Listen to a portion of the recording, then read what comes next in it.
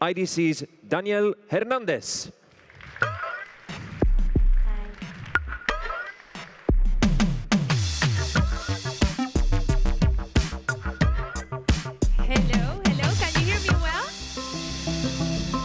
Good afternoon, ladies and gentlemen. Warm welcome from my side. My name is Danielle Hernandez. I am co-lead of IDC's European Digital Transformation Practice, and I am super excited to be here in this festival celebrating innovation and diversity.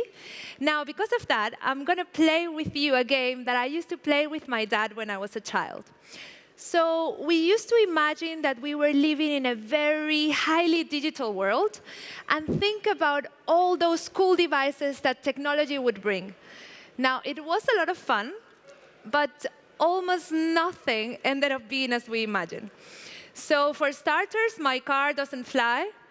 We still live on Earth, according to Adriana Mares, not for very long, but let's see about that. Anyways, today we will have a lot higher success rate because we were going to be playing this game using IDC's insights and data. Now, with that information in mind, let's travel in time 10 years ahead to 2029. And the good news is that 75% of the European organizations are totally digitally transformed, so they have become an intelligent enterprise. Now, the bad news is that the rest, and take a second to picture this, a quarter of the organizations we know today have disappeared because they are not able to compete in this highly digital world. Now, because of that, 65% of the European CEOs are already under considerable pressure to deliver a successful digital transformation strategy. But they cannot do this alone.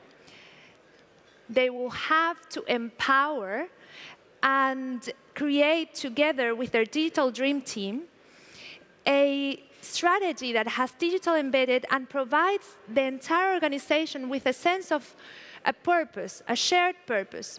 Now, this will create the right environment for this digital dream team, so the heads of operations, customer experience, finance, security, technology, supply chain, to collaborate and respond to the real-time needs of the ecosystem with digital products, services, and experiences. Now, the right corporate strategy will inspire and align people, but to keep motivation along the entire business model transformation, you need to measure success and show the quick wins in every single step of the process. So you should break that strategy into horizons, and those horizons should be composed of very granular use cases that are linked to expected business value and KPIs.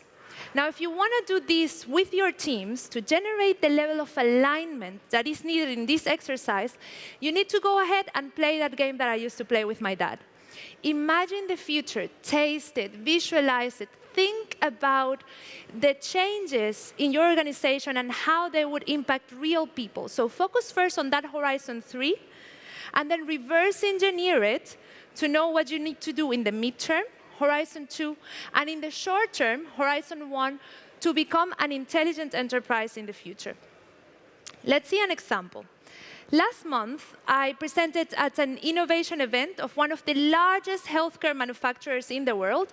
And from the discussions at the event, I realized that their Horizon 3 is a new business model that I like to call medical instruments as a service. Now, what they do here is that they provide the surgeons, which are their customers, with every single tool that they need to perform their operations on a pay-per-use basis. So they will enable these healthcare professionals to have access to the newest innovations without a massive upfront investment. Now, in order to get there, in the Horizon 2, they will have to infuse their operations with intelligence because their traditional logistic processes are just too slow for the as-a-service economy.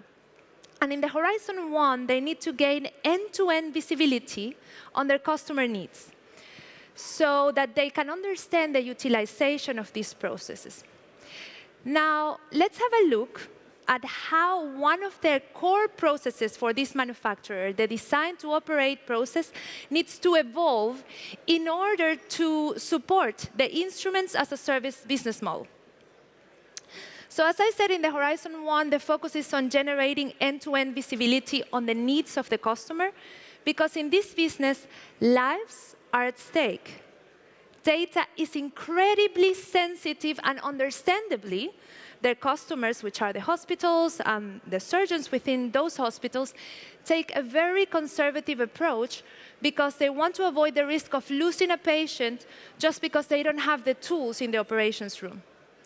Now, the problem with this is that the security stocks are a lot larger than necessary, and the patients, so people like you and I, absorb that cost. So the focus in the Horizon 1 is on integrating every single business application, system, and digital app that is underpinning this end-to-end process in order to generate a single version of the truth that will enable them to drive a higher efficiency in the operations room, but at the same time, make healthcare a lot more accessible to people. Now, in the Horizon 2, the key personas in the Horizon 1 are then the Chief of Operations and the CIO. Now, in the Horizon 2, they will have to infuse the automation into their operations, because in this process, they will have machine learning algorithms that recommend changes in the design to drive a higher level of efficiency in those very complex surgical procedures. And then the manufacturer stage will be infused with extreme automation for a higher speed to market. And finally, connected products will connect those core systems with real-time data, not only throughout the delivery process with track and trace, but after the delivery process, generating new revenue streams from after-sales products and services. So the key personas here would be the head of CX, customer experience, sales, and marketing.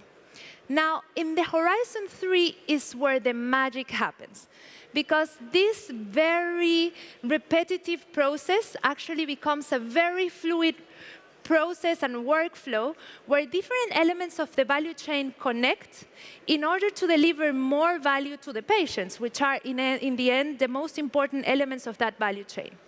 So here, customers, suppliers, partners, and sometimes even competitors collaborate to save more lives. So the hospitals will share their operation schedule with the manufacturer of these medical devices so that they can work on a real-time fashion with their suppliers. And for example, the sterilization is outsourced to organizations that are specialists on that, avoiding a lot of those infections from spreading in hospitals. So here, again, is the collaboration is spreading outside that circle of trust that the Lions were talking about, so that digital dream team, to involve other elements in the ecosystem. Now, this is just one example of an ecosystem business model, but we see this happening in every single industry and sector in Europe, and this is why we believe that by 2021, 82% of the revenues coming from digital transformation business models will be ecosystem enabled. And with that, I would like to thank you very much for your attention. And I think I did it under 8 minutes. No? Oh, it was a challenge. It was a very big challenge, but you did wonderful. Ladies and gentlemen, Danielle Hernandez. Thank you very much. Thank you very much. Thank you. High five. Yes. Ah, that was a good one.